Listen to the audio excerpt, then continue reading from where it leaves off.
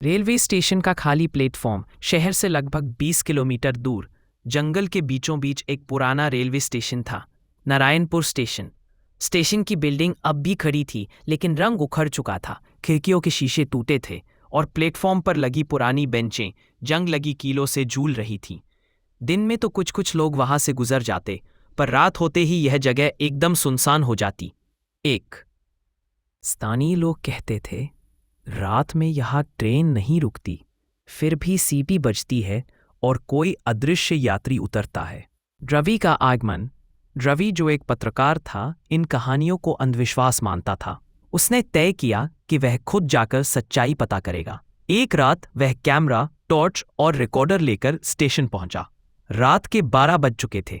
चारों ओर सन्नाटा पसरा था, सिर्फ कीड़ों और उल्लू की आवाज सुनाई दे रही थी। प्लेटफॉर्म नंबर 1 पर वह अकेला बैठा था।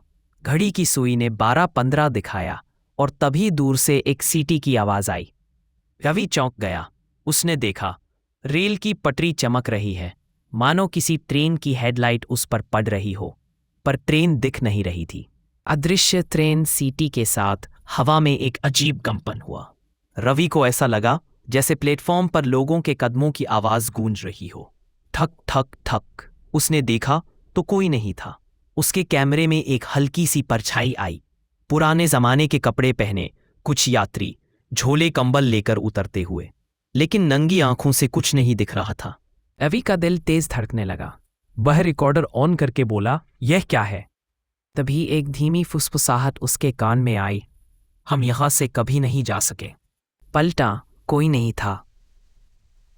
रहस्य खुलता है, उसने स्टेशन मास्टर की पुरानी फाइलें पढ़ी थी। 1972 में यहां एक भयंकर ट्रेन हादसा हुआ था। आधी रात की लोकल ट्रेन पटरी से उतर गई थी और दर्जनों यात्री मारे गए थे। कहते हैं उनके शव कई दिनों तक यही प्लेटफॉर्म पर रखे रहे। हादसे के बाद रात की ट्रेनें यहां रुकना बंद हो गईं। शायद वही लोग हर रात अदृश्य होकर उतरते हैं, अपने ठिकाने की तलाश में। अंतिम मुठभेड़। रवि ने हिम्मत करके कहा, अगर आप यहां फंसे हैं तो मैं आपकी कहानी दुनिया को बताऊंगा। अचानक प्लेटफॉर्म की बत्ती झपकी और बुझ गई। पूरी अंधियारी में किसी ने उसका हाथ पकड़ा, ठंडा बर्फ जैसा। हमारी यादें मिटा दो, वही फुसफुसाहट आई। रवि चीख उठा और उसका कैमरा गिर गया। सुबह जब लोग स्टेशन पर पहुंचे तो रवि वहां बेहोश पड़ा मिला। उसके कैमरे में धुंधली तस्वीरें थीं, पुराने जमाने की भीड़, सूटकेस, झोले और एक ट्रेन जिसकी धुंधली आकृति पटरी पर खड़ी थी। आज भी लोग कहते हैं कि नारायणपुर स्टेशन पर आधी रात को सीटी सुनाई देती है और कोई अदृश्य यात्री उतरता है। रवि ने अपनी रिपोर्ट लिखी, लेकिन हर बार छपने से पहले उसके शब्द धुंधले हो जाते, जैसे कोई अनदेखी ताकत चाहती हो कि यह रहस्य ही बना रहे। रेलवे स्टेशन का खाली प्लेटफॉर्म, विस्तृत कथा। नारायणपुर स्टेशन का अतीत। नारायणपुर स्टेशन 1960 के दशक में बना था। तब यह छोटा सा लेकिन रौनकदार स्टेशन था। रोजाना सैकड़ों यात्री आते जाते। स्टेशन मास्टर श्रीराम तिवारी बड़े ईमानदार थे, लेकिन 1972 की उस रात सब कुछ बदल गया। आधी रात की लोकल ट्रेन पटरी से उतर गई और दर्जनों यात्री मारे गए और कई लाशें रात भर ठंडी पटरी पर पड़ी रहीं। उसी हादसे के बाद रात में ट्रेनें वहां रुकना बंद हो गईं। गांव के बुजुर्ग कहते हैं उनकी आत्माएं आज भी स्टेशन छोड़ नहीं पाईं। रवि और उसकी जिज्ञासा। रवि एक खोजी पत्रकार था। बचपन से ही वह डरावनी जगहों के रहस्य जानने का शौकीन था। उसने नारायणपुर स्टेशन के किस्से सुने और तय किया कि वह सच्चाई सबके सामने लाएगा। उसने अपने कैमरे, टॉर्च, वॉइस रिकॉर्डर और नोटबुक के साथ आधी रात को स्टेशन पर कदम रखा। हवा ठंडी थी, लेकिन एक अजीब सी सीलन और लोहे की गंध थी। प्लेटफॉर्म पर बिखरे पुराने टिकट, फटे पोस्टर और टूटी बेंचें दिख रही थीं। आधी रात की सीटी घड़ी ने 12:15 बजाए। दूर से सीटी की आवाज आई, बिल्कुल वैसे ही जैसे किसी पुरानी भाप इंजन वाली ट्रेन की। पटरी चमकने लगी, हवा में कंपन महसूस हुआ और प्लेटफॉर्म पर कदमों की आवाजें गूंजने लगीं। रवि को लगा जैसे भीड़ उतर रही हो, लेकिन उसकी आंखों को कुछ नहीं दिख रहा था। वह डर के बावजूद रिकॉर्डर ऑन कर देता है। तभी कैमरे की स्क्रीन पर धुंधले आकार उभरते हैं। पुराने जमाने के कपड़े पहने यात्री झोले और सूटकेस लेकर उतरते हुए। अदृश्य यात्री भीड़ में एक महिला की परछाई अलग थी। सफेद साड़ी, लाल बॉर्डर, हाथ में टूटी हुई टिकट। कैमरे पर वह साफ दिख रही थी, लेकिन खुली आंखों से नहीं। रवि ने धीरे से कहा, आप कौन हैं? सिया। फुसफुसाहट आई, हम फंसे हैं, हमें कोई याद नहीं करता। रवि को लगा किसी ने उसके कंधे को हल्के से छुआ।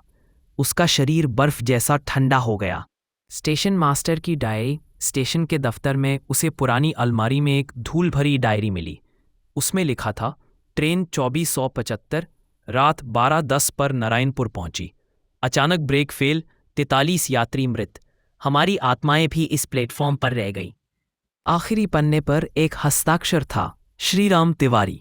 रवि को याद आया कि स्टेशन मास्टर भी उसी हादसे में मारे गए थे। भूतिया घटना। जैसे ही उसने डायरी पढ़ी, प्लेटफॉर्म की बत्तियां बुझ गईं। चारों ओर अंधेरा और ठंडी हवा। फिर धीरे धीरे प्लेटफॉर्म पर वही अदृश्य यात्री प्रकट होने लगे, इस बार ज्यादा स्पष्ट। किसी ने उसका हाथ पकड़ लिया, ठंडा, भारी, बर्फ जैसा।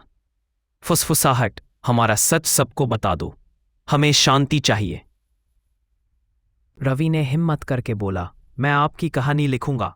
अंधेरे का भंवर। अचानक प्लेटफॉर्म से नीचे पटरी में एक काले भंवर जैसा कुछ बना, मानो ट्रेन का धुआं धूल बनकर घूम रहा हो।